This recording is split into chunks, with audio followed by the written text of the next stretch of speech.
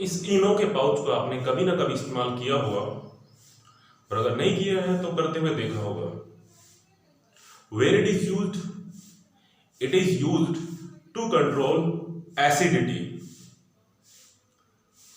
Can you tell me, can we use paracetamol in place of this Eno pouch?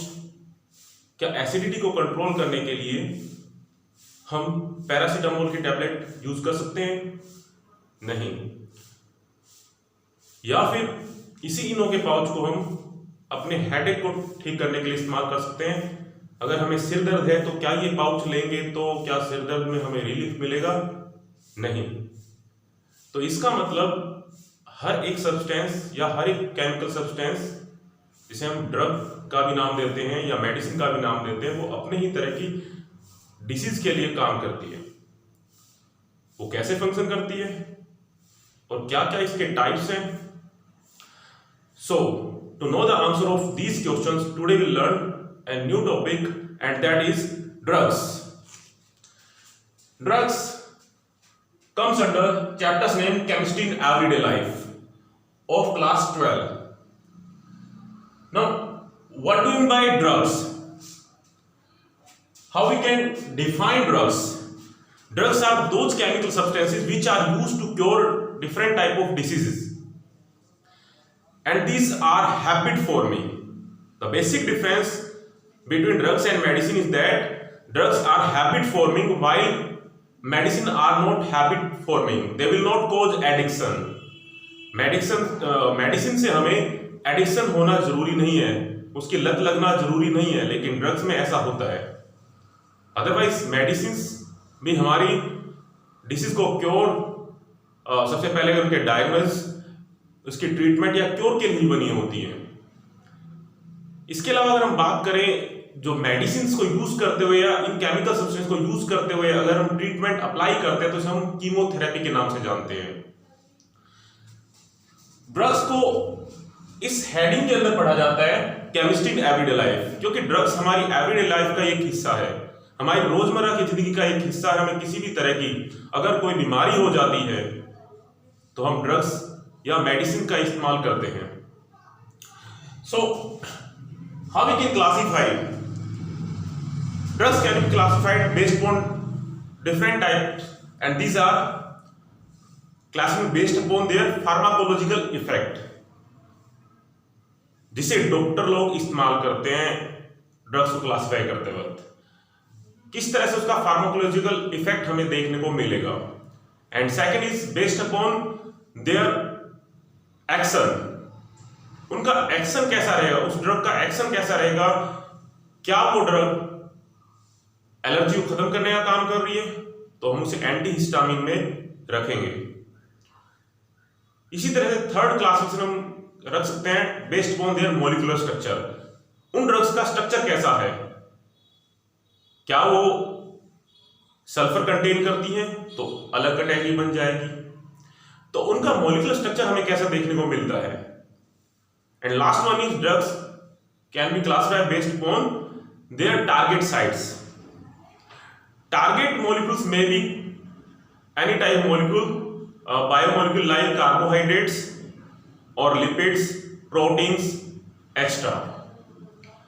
So we can classify mainly drugs based upon the four types of classification methods, and these are based upon their pharmacological effect, based upon their action, based upon their molecular structure, and last one based upon their target sites.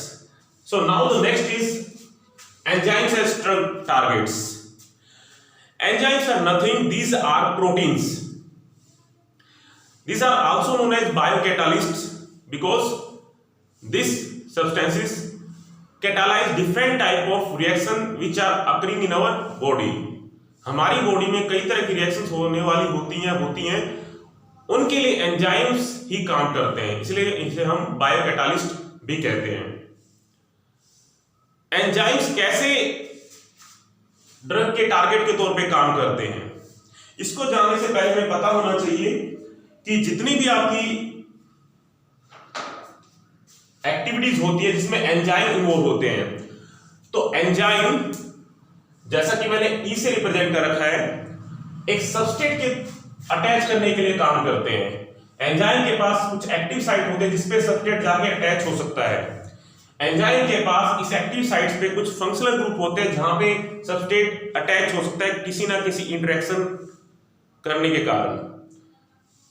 लेकिन अगर हम बात करें जो enzymes है वो drug targets के तौर पे कैसे काम कर सकते हैं, क्योंकि ड्रग दो तरह से इनहिबिशन का प्रोसेस दिखा सकती है या सबस्ट्रेट को रोक सकती है। पहला इस तरह से कि ड्रग उस सबस्ट्रेट के साथ कंपीट करेगी एक्टिव साइट के लिए, जिससे कि ड्रग उस एक्टिव साइट पे खुद को अटैच कर लेगी और सबस्ट्रेट को अटैच नहीं होने देगी। इस तरह के इनहिबिशन को हम कॉम्पिटिटिव इनहिबिशन कहते हैं। And the second type of inhibition is known as non competitive inhibition. In non competitive inhibition drug will not compete for the active site. Drug जो है वो आपकी एक्टिव साइट के लिए सबस्ट्रेट के साथ नहीं झगड़ रही है। It is searching another site and that is allosteric site. अब ये ड्रग इस एलोस्टेरिक साइट पे जाके अटैच हो जाएगी, जिससे कि जहां पे सबस्ट्रेट एक्टिव साइट पे अटैच होने वाला था वो अटैच नहीं हो पाएगा, क्योंकि एक्टिव साइट के अंदर चेंज आ जाएगा, जिसकी वजह से सबस्ट्रेट यहां पे अटैच नहीं हो पाएगा। So that's why it is known as non-competitive inhibition, because here drug is not attaching itself with the active site or not competing for the active site. It is attaching itself to the allosteric site. So these are the types of inhibition shown by drugs. तो अगर कोई भी substrate जो हमारे लिए नुकसानदायक हो रहा है, हमें कोई किसी तरह की दिक्कत या प्रॉब्लम क्रिएट कर रहा है, कोई डिसीज कर रहा है, तो ड्रग्स इसीलिए यूज की जाती है ताकि वो या तो एक्टिव साइट पे अटैच हो जाए और कॉम्पिटिटिव इनहिबिशन दिखाए, या फिर वो आपकी एक्टिव साइट पे अटैच होने की बजाय ड्रग्स आपकी एलोस्टेरिक साइट पे जाके अटैच हो जाए और नॉन कॉम्पिटिटिव इनहिबिशन दिखा के सबस्ट्रेट को रोक सकती है। Now the next is receptors as drug targets. Receptors are proteins. In our cell different types of proteins are present. You can see here this I have drawn already. This is the structure of our cell membrane. Now different type of proteins are present here. It may be internal proteins, external proteins or tunnel proteins. अब ये जो proteins होते हैं यही आपके receptor का काम करते हैं। Now इन रिसेप्टर्स जिन्हें हम टारगेट साइट भी कह रहे हैं, इनके ऊपर आपके कुछ सब्सटेंस अपना मैसेज देने वाले होते हैं और उन्हें हम केमिकल मैसेंजर्स के नाम से बोलते हैं। And chemical messenger may be of two types, hormones and neurotransmitters. ये मैसेंजर्स कैसे आते हैं रिसेप्टर के पास? जब ये इस रिसेप्टर के पास आते हैं तो इस रिसेप्टर या इस प्रोटीन की शेप हम देखते अलग है, लेकिन जैसे ही मैसेंजर आके इस रिसेप्टर पे अटैच हो जाता है तो इसकी शेप में थोड़ा सा चेंज आने लग जाता है, क्योंकि मैसेंजर ने यहां पे अपना सिग्नल या मैसेज पहुंचा दिया है। तो मैसेज पहुंचाने के बाद में ही हमें कुछ रिस्पॉन्स मिलता है, हमारी बॉडी से कुछ रिस्पॉन्स मिलता है। अब फर्क क्या है इन दोनों टाइप के केमिकल मैसेजेस में? जो हार्मोन्स होते हैं वो क्या होते हैं? We know that hormones are those type of chemical substances which are released from the ductless gland, from endocrine glands. ये आपके एंडोक्राइन ग्लैंड से रिलीज होते हैं और सीधे ही ब्लड में चले जाते हैं। तो इन्हें हम डक्टलेट्स ग्लैंड से रिलीज हुआ सिक्रीशन भी कहते हैं। और ये हार्मोन्स आपके अगर यहां पे केमिकल मैसेंजर के तौर पे काम करेंगे तो रिसेप्टर की साइड पे मैसेज सेंड करने के बाद में जल्दी से डीएक्टिवेट नहीं होते हैं। चाहे आप किसी भी तरह का हार्मोन हमारी बॉडी में लेते हैं, चाहे आप थायरोक्सिन हार्मोन की बात करते हैं या फिर आप इंसुलिन हार्मोन की बात करते हैं, जो हार्मोन पैनक्रियाज के आइलेट ऑफ लैंगरहैंस सेल से रिलीज होता है, और इंसुलिन हार्मोन जो कि ब्लड में शुगर के लेवल को मेंटेन करता है। अगर ये ना हो, इसकी कमी हो जाए तो हमें डायबिटीज या शुगर जिसे हम आमतौर पे कहते हैं हो सकती है। तो जो भी आपका हार्मोन है वो मैसेंजर के तौर पे आता है, लेकिन वो जल्दी से डीएक्टिवेट नहीं होता है मैसेज देने के बाद में, तभी से यहां से हटता नहीं है। लेकिन न्यूरोट्रांसमीटर्स ये वो होते हैं, ये वो केमिकल मैसेंजर होते हैं जो एक बार अटैच होने के बाद, सिग्नल भेजने के बाद इस रिसेप्टर पे वापिस से डीएक्टिवेट हो जाते हैं, जल्दी से वहां से निकल जाते हैं। So we can differentiate both this type of chemical messengers. Hormones deactivate slowly but neurotransmitters deactivates quicker. ये जल्दी से डीएक्टिवेट हो जाते हैं, लेकिन हार्मोन जल्दी से डीएक्टिवेट नहीं होते हैं। Now we move towards the next topic, that is agonist and antagonist drugs. अगर हम बात करें एगोनिस्ट और एंटागोनिस्ट ड्रग्स के बारे में, तो ये क्या होती है? Agonist are those types of drugs which attach itself to the receptor sites and mimic the chemical messengers and will create some natural action or natural function। ये क्या करती हैं? एगोनिस्ट टाइप की ड्रग्स क्या करती हैं? एगोनिस्ट टाइप की drugs तब काम आती है जब हमारे ये मैसेंजर्स, चाहे वो आपके हार्मोन्स या न्यूरोट्रांसमीटर्स, इनकी कमी पड़ जाती है। तो इनकी कमी दूर करने के लिए हम एगोनिस्ट टाइप की ड्रग्स इस्तेमाल करते हैं, जो इनको मिमिक करती है, इन मैसेंजर्स को मिमिक करती हैं, इनकी कॉपी करती हैं, इनकी कमी को दूर करती हैं। तो जब ये रिसेप्टर साइट पे जाती हैं, जाने के बाद ये एगोनिस्ट टाइप की ड्रग्स उसी तरह का नेचुरल फंक्शन लेके आती है जो आपका कभी ये केमिकल मैसेंजर दिखाता था। कहने का मतलब एगोनिस्ट टाइप की जो ड्रग्स होती हैं, केमिकल मैसेंजर की कॉपी करते हुए, उसको उसकी मिमिक्री करते हुए एक तरह से उसी टाइप का नेचुरल फंक्शन लेके आती है। But what are antagonist drugs? Antagonist drugs are those types of drugs which attach itself to the receptor sites and inhibit the natural function। जो भी उस रिसेप्टर से नेचुरल फंक्शन होने वाला था, मैसेंजर के अटैच होने की वजह से वो नेचुरल फंक्शन हो नहीं पाता है, क्योंकि ये केमिकल मैसेंजर को रोक देती है, उसको ब्लॉक कर देती है, या किसी तरीके से उस रिस्पॉन्स को आने नहीं देती है। तो कहने का मतलब एंटागोनिस्ट ड्रग्स है वो आपकी एगोनिस्ट टाइप की ड्रग्स के अपोजिट है। So this was agonist and antagonist drugs. So we have done all these topics and these were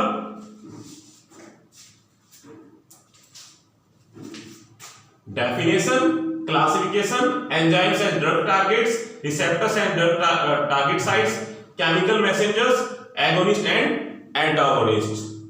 Now last one we will we will study in detail types of drugs। Now how we can divide drugs in different categories?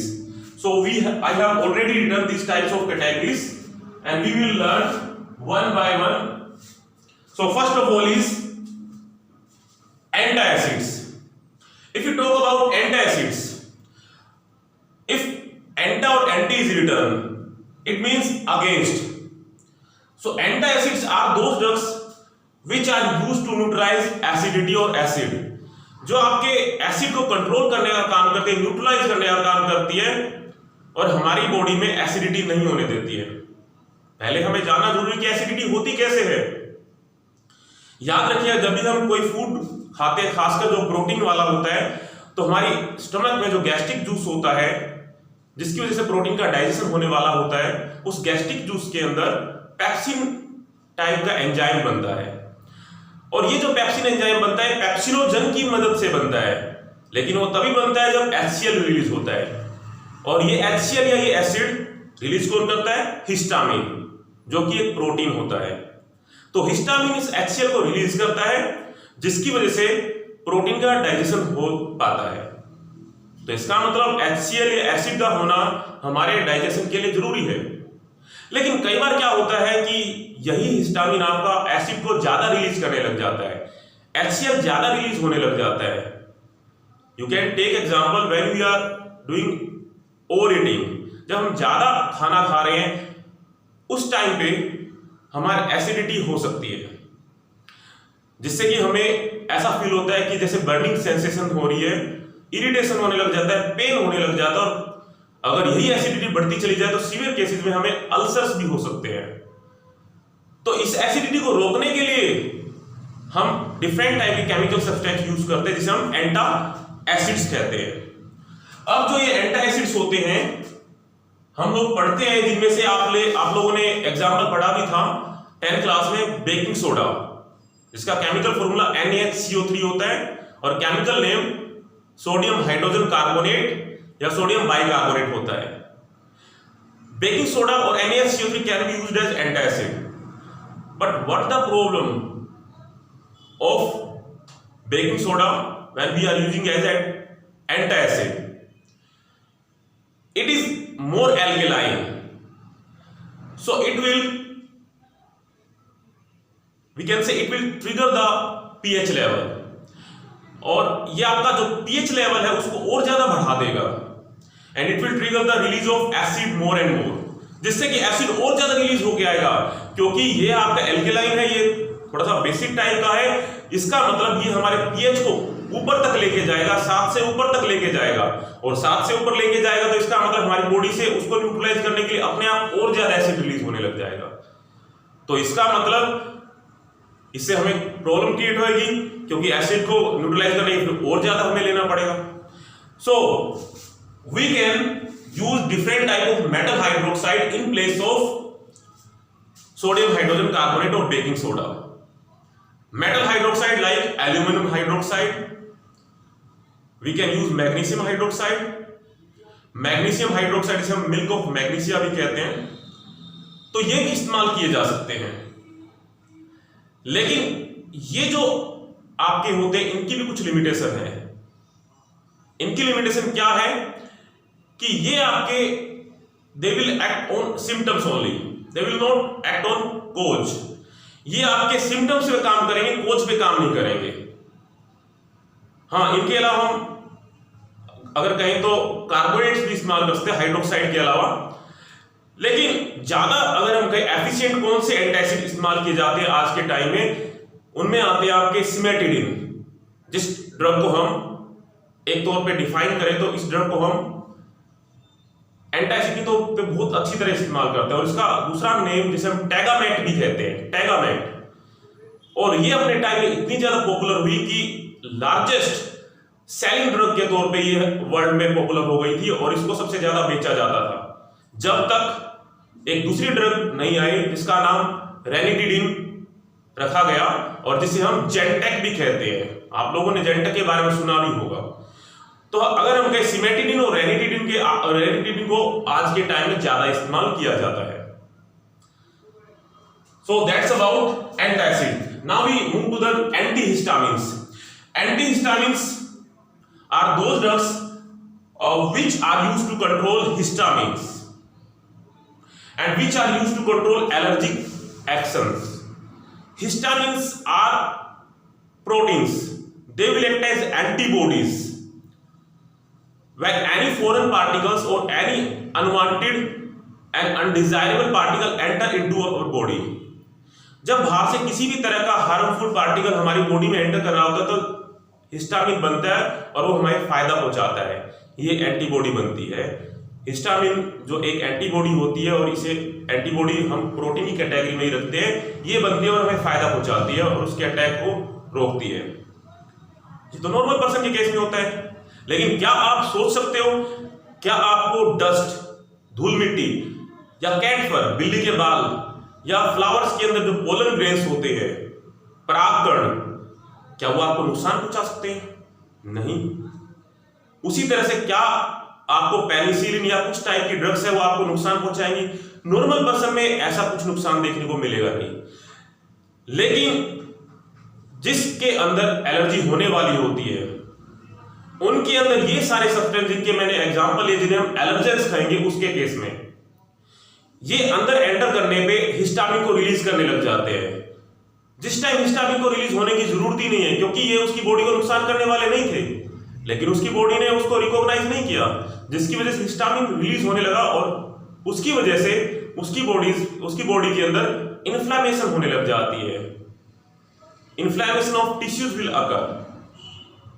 इसके अलावा अगर हम कहें rashes नजर आने लग जाते हैं, अस्थमा होने लग जाता है, जिसे हम एलर्जी कहते हैं। तो इसी एलर्जी को रोकने के लिए जो हम ड्रग्स इस्तेमाल करते हैं, these are known as antihistamines. What they will do, they will control और they will act on histamines. वो हिस्टामिन्स को रोक देगी बनने से। एंटी हिस्टामिन ड्रग्स में अगर हम एग्जांपल लेना चाहे तो ले सकते हैं ब्रोमफेनिरामाइन, क्लोरफेनिरामाइन, सेल्डेन, इस तरह के ड्रग्स को हम एंटी हिस्टामिन्स में ले सकते हैं। अब बात ये आती है कि ये जो एंटी हिस्टामिन ड्रग्स हम इस्तेमाल कर रहे हैं, ये तो आपकी हिस्टामिन पे काम कर रही है और हिस्टामिन को रोक रही है। इसका मतलब अगर हिस्टामिन नहीं बनेगा तो हमने यहां पे पढ़ा था कि हिस्टामिन आपके एसिड को रिलीज भी करता है और वो एसिड हमारी बॉडी के लिए ठीक भी होता है अगर वो प्रॉपर अमाउंट में रिलीज हो तो इसका मतलब हम एंटी हिस्टामिन ड्रग्स लेते हैं, जिनको एलर्जी होती है, अगर वो एंटी हिस्टामिन ड्रग्स लेते हैं तो क्या हिस्टामिन को अगर वो ब्लॉक कर देगी ड्रग, तो इसका मतलब हिस्टामिन का जो एक्शन है एसिड रिलीज करने का या HCl को रिलीज करने का, क्या वो भी रुक जाएगा? That's very important question. और इसका आंसर क्या है? नहीं, no, because there are different receptors for antihistamines and antacids. Histamine पे अगर एंटीहिस्टामिन ड्रग इस्तेमाल करते हैं तो हिस्टामिन को ही वो ब्लॉक करेगी, हिस्टामिन से जो एसिड रिलीज करने का एक्शन है उसको नहीं रोकेगी, क्योंकि एसिड रिलीज करने का जो रिसेप्टर है वो अलग है और हिस्टामिन को कंट्रोल करने के लिए ताकि एलर्जी ना हो उसके लिए रिसेप्टर अलग है। कहने का मतलब इन दोनों के लिए आपके अलग अलग रिसेप्टर्स होंगे। तो यही बात मैंने स्टार्टिंग में आपसे बोली थी कि जिस तरह से अगर हम क्या इनो को इस्तेमाल कर सकते हैं हेडेक के लिए या फिर पैरासीटामोल को एसिडिटी कंट्रोल के लिए इस्तेमाल कर सकते हैं, नहीं, क्योंकि इनके अलग अलग रिसेप्टर होती हैं और ये ड्रग अपने ही रिसेप्टर पे जाके अटैच होती हैं। तो that is about antihistamines. Now we move to the next topic, that is neurologically active drugs. These neurological active drugs are those types of drugs which affect the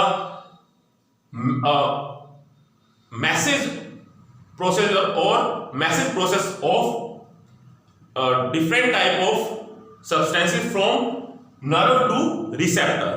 जो भी आपकी nerve है और रिसेप्टर का जो मैकेनिज्म है message पहुंचाने का, उसको अफेक्ट करेगी ये ड्रग्स। इनको हम दो कैटेगरी में डिवाइड कर सकते हैं, ट्रैंक्विलाइजर्स एंड एनाल्जेसिक।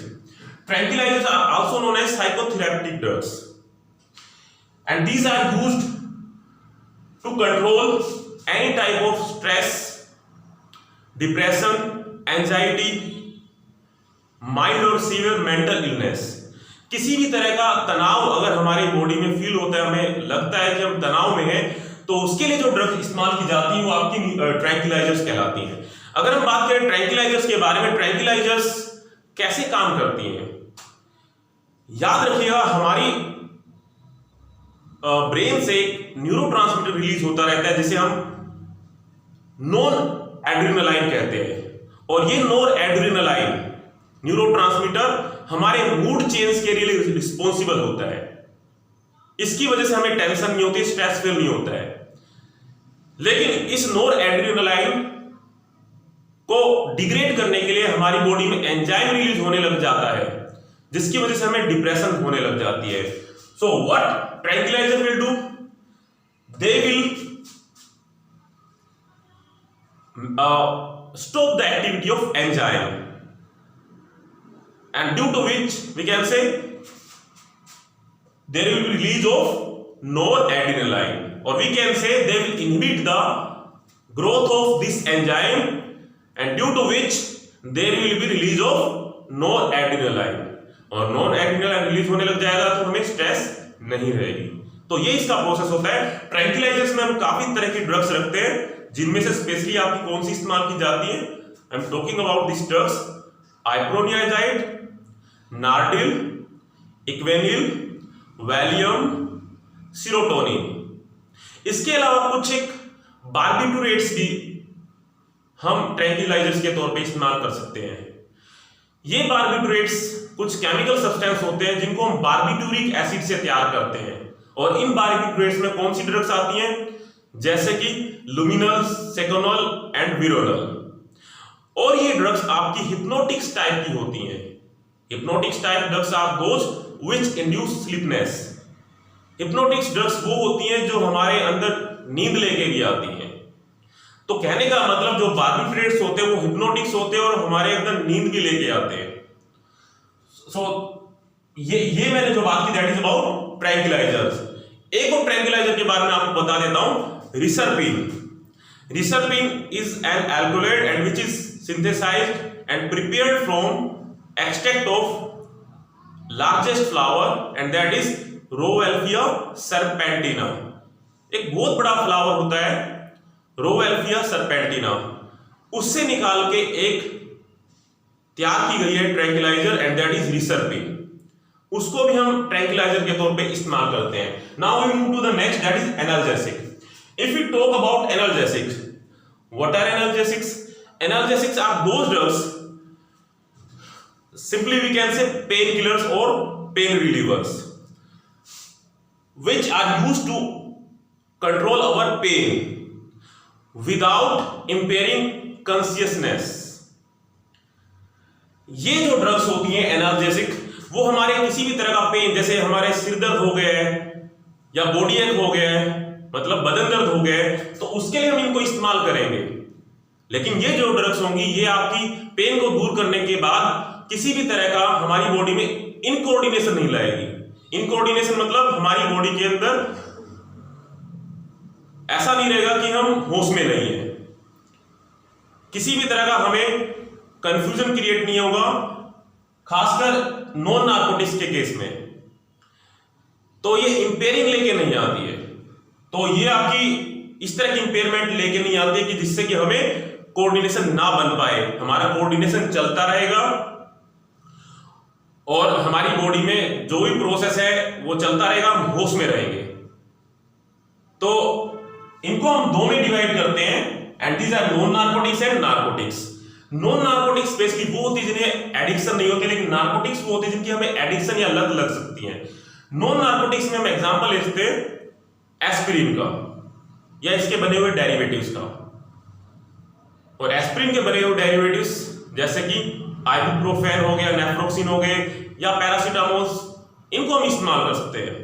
एस्पिरिन को यूज करने का फायदा काफी जगह देखा गया है। एस्पिरिन सिर्फ आपकी एक एनाल्जेसिक के तौर पे ही काम नहीं करती है। एस्पिरिन या पैरासीटामोल को हम एंटीपायरेटिक के तौर पे भी इस्तेमाल कर सकते हैं। अभी एंटीपायरेटिक्स क्या होती हैं? Pyrogens, temperature causing factors are known as pyrogens. So antipyretic means against pyrogens, वो ड्रग्स जो आपकी टेम्परेचर को बढ़ने से रोकती है, कहने का मतलब फीवर को कंट्रोल में लेके आती है, उन्हें हम एंटीपायरेटिक्स कहते हैं। तो ये एनाल्जेसिक्स में जो आपकी नॉन नार्कोटिक्स टाइप की ड्रग्स आती हैं वो आपकी एंटीपायरेटिक्स के तौर पे भी इस्तेमाल की जा सकती है, जैसे कि आपकी एस्पिरिन। इसके अलावा एस्पिरिन का एक और रोल देखा गया है that is in case of anti blood coagulating action या ब्लड क्लोटिंग एक्शन। ये क्या होता है? आप लोगों को पता होगा कि कई बार जब किसी इंडिविजुअल को हार्ट अटैक आता है, वो कैसे आता है? क्योंकि उनकी नलियां, जिसे हम आर्टरीज भी कहते हैं, उसके अंदर कोलेस्ट्रॉल का लेवल ज्यादा हो जाता है। कोलेस्ट्रॉल का लेवल हम जानते हैं कि ज्यादा ऑयली चीजें या इस तरह की चीजें लेने से हमें होता है। तो कोलेस्ट्रॉल का लेवल बढ़ने से जो ब्लड का फ्लो उन आर्टरीज में, उन नलियों में होना चाहिए था, वो ब्लड का फ्लो हो नहीं पाता है। इसका मतलब खून आगे बढ़ नहीं पाता है, क्योंकि कोलेस्ट्रॉल ने उस नली के अंदर ब्लॉकेज ला दी है। हमें उस कोलेस्ट्रॉल से बने हुए क्लोट को या थक्के को तोड़ना होगा, और इसको काटने के लिए हम एस्पिरिन को इस्तेमाल कर सकते हैं।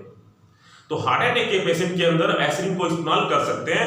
एस्पिरिन का इसके अलावा रोल एड्स के ट्रीटमेंट में, कैंसर की ट्रीटमेंट में भी लिया जा सकता है। या एक डिसीज होती है अल्जाइमर डिसीज, उसमें भी इसको यूज किया जा सकता है। But there are some disadvantage of using aspirin, there are some limitation of using aspirin. Aspirin affect our liver and it also causes bleeding of our stomach। जो हमारा स्टमक होता है उसके अंदर ब्लीडिंग लेके आती है, लीवर में प्रॉब्लम क्रिएट करती है। इसलिए आज के टाइम में अगर हमें पेन होता है तो हम एनाल्जेसिक के तौर पे एस्पिरिन से बने हुए डेरिवेटिव्स को ज्यादातर इस्तेमाल करते हैं। Now next is about narcotics. Narcotics जैसा कि मैंने बताया ये आपकी एडिक्शन लेके आती है। नार्कोटिक्स स्पेशली आपकी एक प्लांट से तैयार की जाती है जिसे हम पापावर सोमनीफेरम कहते हैं। Botanical name of this plant is papaver somniferum and that is also known as poppy plant, जिसे हम हिंदी में अफीम का पौधा भी कहते हैं। इस पोपी प्लांट से जो भी केमिकल सब्सटेंस तैयार किए जाएंगे या एल्कलॉइड तैयार किए जाएंगे उसे हम ओपिएट्स कहेंगे। और इन्हीं ओपिएट्स में आपकी कुछ एक नार्कोटिक्स टाइप की ड्रग्स आती है, जैसे कि आपकी मॉर्फिन होगी, कोडीन होगी और हेरोइन होगी। लेकिन ये जो ड्रग्स होती है सिर्फ आपकी कुछ सीवियर केसेस में इस्तेमाल की जाती हैं। नॉर्मल केसेस में इनको प्रिस्क्राइब नहीं किया जाता है कि आपको सिर्फ पेन दूर करना है तो नार्कोटिक्स ले लीजिए। ये जब इस्तेमाल की जाती है जब बहुत ज्यादा सीवियर केसेस होते हैं, ज्यादा पेन होता है, जैसे कि अगर हम कहें चाइल्ड बर्थ से जो पेन होता है उसको कंट्रोल करने का, वो बहुत ज्यादा पेन हो गया, या हार्ट से रिलेटेड प्रॉब्लम से जो पेन होता है उसको कंट्रोल करने के लिए, इतना पेन ना हो तो नार्कोटिक्स को इस्तेमाल किया जा सकता है। So next is antimicrobials. Antimicrobials against microbes. Microbes क्या होते हैं? Micro means small size. Small size micro organisms, जिसे हम माइक्रोब्स भी कहते हैं, अगर वो डिसीज करने लग जाते हैं तो उसे हम पैथोजेंस भी कहते हैं।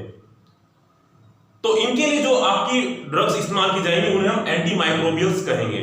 एंटीमाइक्रोबियल्स आपकी एंटी वायरल भी होती है, एंटी फंगस भी होती है, या एंटी बैक्टीरियल भी होती है। अगर वो आपके वायरस पे अटैक करिए तो एंटीवायरल, और अगर वो फंगस पे अटैक करिए तो एंटी फंगल, और अगर ये आपकी बैक्टीरिया पे अटैक कर रही है तो आपकी एंटी बैक्टीरियल होंगी। एंटीमाइक्रोबियल्स को अगर हम अलग से देखते हैं तो ये आपकी माइक्रोब्स को ही खत्म करने का काम करती हैं, इसलिए इनको हम अलग से डिवाइड भी कर सकते हैं एंटीबायोटिक्स और एंटीसेप्टिक और डिसइंफेक्टेंट्स में। अब एंटीबायोटिक्स के बारे में अगर हम बात करें, ये एंटीबायोटिक्स क्या होती हैं? Antibiotics are those chemical substance, आज के टाइम में हम इन्हें केमिकल सब्सटेंस भी कह सकते हैं। ये सिर्फ किसी माइक्रो ऑर्गेनिज्म से तैयार किया हुआ सब्सटेंस ही नहीं, इसे हम सिंथेसाइज भी कर सकते हैं। So these are chemical substances which can be prepared from different type of microorganisms and which are harmful for other type of microorganisms। जो एक माइक्रो ऑर्गेनिज्म तैयार की जाए लेकिन दूसरे के लिए हार्मफुल हो, उसको खत्म करें। तो मान लीजिए अगर हमें कोई बीमारी होती है और किसी माइक्रो ऑर्गेनिज्म से वो बीमारी हो रही है, उसको रोकने के लिए हम एंटीबायोटिक्स को इस्तेमाल कर सकते हैं। अब यहां पे एंटीबायोटिक्स, बायो मतलब लाइफ, एंटी मतलब against, so these are against the life of this microbes, not the life of human beings. वो उन की लाइफ के अगेंस्ट है जो आपके माइक्रो ऑर्गेनिज्म जो डिसीज फैला रहे हैं। तो एक माइक्रो ऑर्गेनिज्म से तैयार की जाए लेकिन दूसरे माइक्रो ऑर्गेनिज्म जो कि आपका डिसीज फैला रहा है उसको रोकने का काम करती है, उन्हें हम एंटीबायोटिक्स कहते हैं।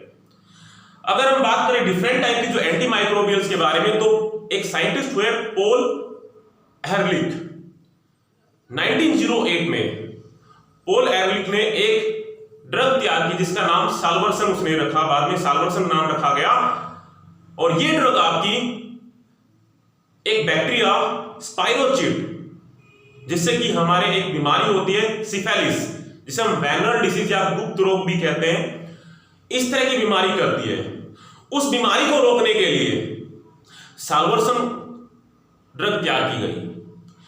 अब जो साल्वर्सन का स्ट्रक्चर देखा गया तो इसमें आर्सेनिक भी स्ट्रक्चर में देखने को मिलता है। फिर बाद में देखा गया कि क्यों ना हम एक इसी टाइप की ड्रग तैयार करें जो इससे बिलोंग करती है, क्योंकि इसी के स्ट्रक्चर से रिलेटेड हमारी एजोडाइज देखने को मिली। और जो एजोडाइज हैं उनके अंदर आर्सेनिक की बजाय नाइट्रोजन है।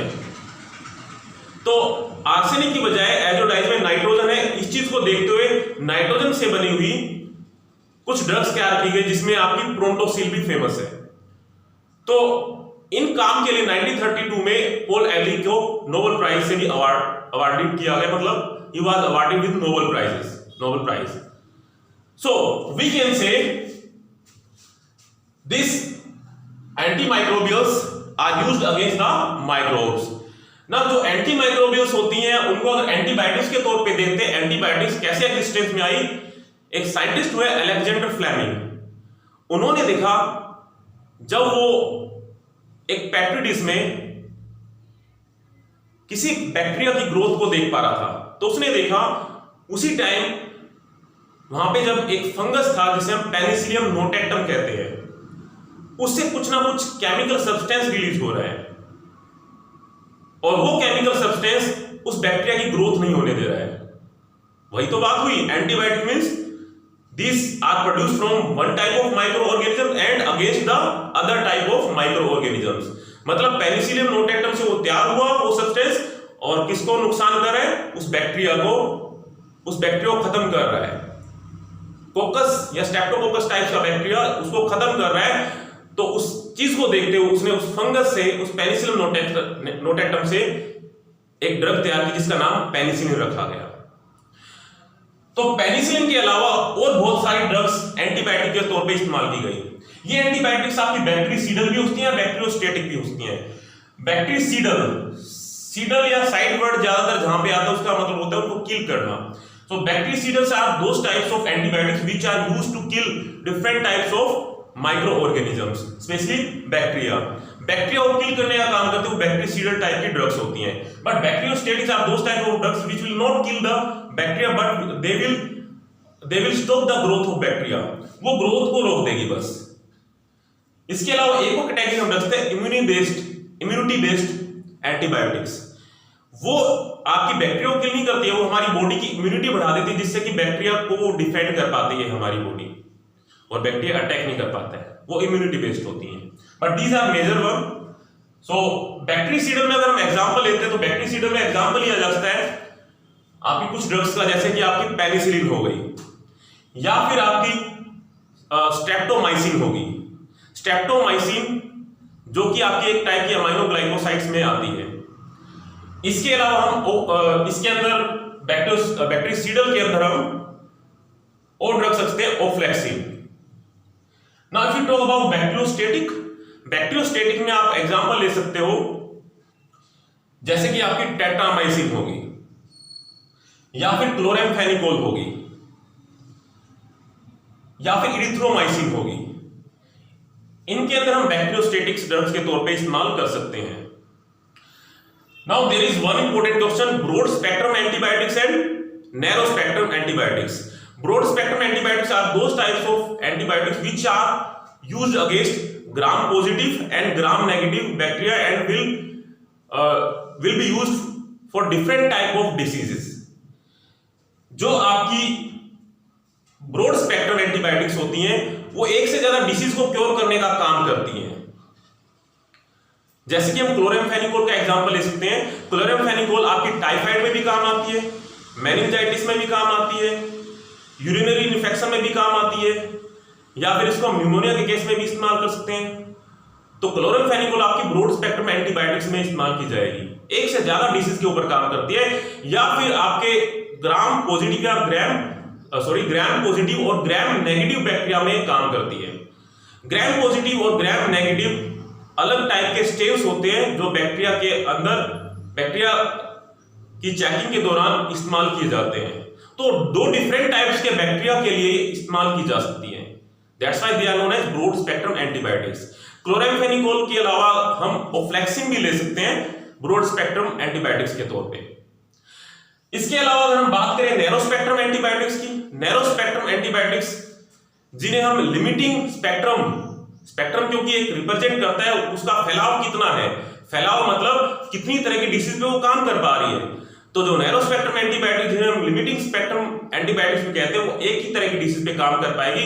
इसका मतलब या तो ग्राम पॉजिटिव बैक्टीरिया या ग्राम नेगेटिव बैक्टीरिया के ऊपर काम कर पाएगी। So these are the difference between broad spectrum antibiotics and narrow spectrum antibiotics. Now next is about antiseptics and disinfectants। If we talk about antiseptics and disinfectants, what are these chemical substances? Antiseptics are those chemical substances which are used to kill or stop the growth of microorganisms present on our skin। Human beings के अंदर जितनी भी ऐसा area होता है जो आपका जहां पे जर्म्स पैदा हो रहे हैं, जर्म्स बन रहे हैं, बैक्टीरिया बन रहे हैं, उनको किल करने के लिए हम या उसकी ग्रोथ को रोकने के लिए हम एंटीसेप्टिक को इस्तेमाल करते हैं। लेकिन डिसइंफेक्टेंट भी ऐसे ही काम करते हैं, वो भी जर्म्स को किल करने का काम करते हैं। तो what is the difference between these two? Antiseptics are used on the living matter on living cells, but disinfectants are used to kill the germs from non-living matter. जैसे हमारा नॉन लिविंग मैटर में आपका फर्श वगैरह हो गया, तो उसमें अगर जर्म्स या बैक्टीरिया को किल करने के लिए हम डिसइंफेक्टेंट के तौर पे यूज कर सकते हैं। एंटीसेप्टिक, एक एंटीसेप्टिक आपका डिसइंफेक्टेंट का भी काम कर सकती है अगर वो ज्यादा अमाउंट में ले ली जाए। जैसे अगर हम बात करें 0.2% फिनोल अगर लेते तो एंटीसेप्टिक का काम कर रही है, वहीं पे अगर हम 1% फिनोल ले लेते तो वो डिसइंफेक्टेंट का काम करेगी। इसके अलावा हम बहुत तरह के अलग अलग एंटीसेप्टिक्स इस्तेमाल कर सकते हैं, डिसइंफेक्टेंट इस्तेमाल कर सकते हैं। जैसे कि आपकी कुछ पॉपुलर है, जैसे आप लोगों ने देखा होगा डेटोल हम इस्तेमाल करते हैं। डेटोल जो लिक्विड होता है उसके अंदर 2 कंपोनेंट्स होते हैं स्पेशली, क्लोरोजाइलिनोल एंड टर्पिनियोल, और ये दोनों ही डेटोल को एंटीसेप्टिक के तौर पे इस्तेमाल करने के लिए तैयार करते हैं। इसके अलावा एक और आपका केमिकल सब्सटेंस यूज किया जाता है, बिथियोनल। इसका क्या काम है, जब आपके जर्म्स किल होंगे तो उससे ओडर या स्मेल प्रोड्यूस हो सकती है उन जर्म्स या उन बैक्टीरिया किल होने से, तो उस बदबू को खत्म करने के लिए, उस स्मेल को खत्म करने के लिए हम बिथियोनल को इस्तेमाल कर सकते हैं। इसके अलावा हम क्लोरीन गैस को पास करते हैं, डिसइंफेक्टेंट के तौर पे यूज करते हैं, जो भी आपका ड्रिंकिंग वाटर है उसको प्योरीफाई करने के लिए। इसके अलावा हम और बहुत सारे डिसइंफेक्टेंट्स या एंटीसेप्टिक इस्तेमाल करते हैं, जैसे कि आप लोगों ने सुना भी होगा tincture of iodine. Tincture of iodine is what, that is we can say 2 or 3% of iodine mixed in water और अल्कोहल। आयोडीन आपका 2-3% अल्कोहल और वाटर मिक्स करके तैयार किया जाए तो वो आपका टिंक्चर ऑफ आयोडीन कहलाता है। इसके अलावा हम आयोडोफोम को भी इस्तेमाल कर सकते हैं, सेलोल इस्तेमाल किया जा सकता है। So these are some of antiseptics and disinfectants. Now move to the next, that is anti-fertility. Now if you talk about anti-fertility, these are those drugs which control the pregnancy in women.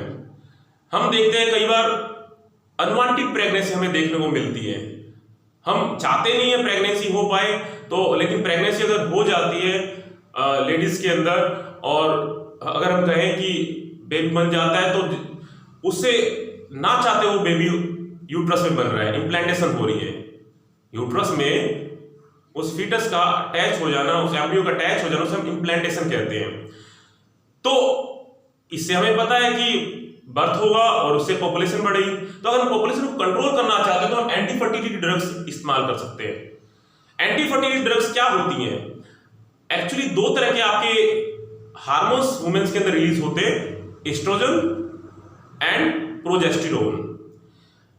Oestrogen controls menstruation and progesterone control ovulation. जो menstruation या menses ladies के अंदर आते हैं उसको control करने का काम एस्ट्रोजन का होता है, और एग्स को रिलीज करने का काम या उसको कंट्रोल करने का काम, मतलब उसको कंट्रोल करने का काम जिसे हम ओव्यूलेशन भी कहते हैं, एग्स रिलीज करने को हम ओव्यूलेशन कहते हैं, तो उसको कंट्रोल करने का काम प्रोजेस्टेरोन को होता है।